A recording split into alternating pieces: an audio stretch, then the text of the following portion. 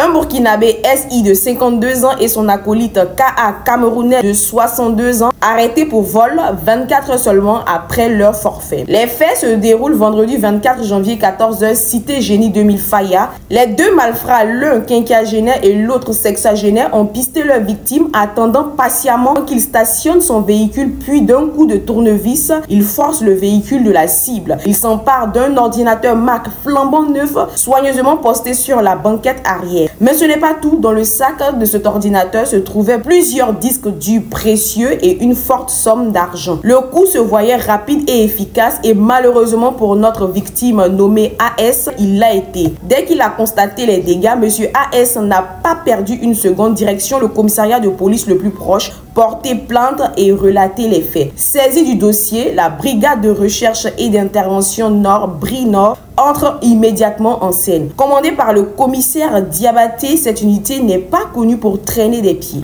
En moins de 24 heures, les agents chocs de la BRI-Nord frappent fort. Suite au travail d'enquête méthodique, les deux premiers suspects sont appréhendés dans un quartier d'Abidjan. Ce sont les nommés SI et KA, comme je le disais, un Burkinabé et un Camerounais, qui passent rapidement aux aveux sans aucune difficulté. Le plus réjouissant dans l'histoire, c'est que les agents de la BRI ont mis la main sur presque l'intégralité des objets, le précieux ordinateur Mac, le disque dur. Ils avaient bien évidemment dilapidé la somme d'argent. Ce n'est pas tout, un troisième complice a pris la poudre d'escampette. Mais ce n'est que partie remise pour les éléments et l'équipe de la BRI-Nord. C'est désormais officiel, le passeport commun de l'Alliance des États du Sahel AES entre en circulation aujourd'hui 29 janvier 2025. C'est l'annonce du général d'armée Assimi Goïta, président de la Confédération des États du Sahel AES. Valable pour le Mali, le Niger et le Burkina Faso, il simplifie les déplacements entre ces trois nations membres. Les anciens passeports CEDEAO restent valables jusqu'à expiration. Vous pourrez ensuite les échanger contre le passeport AES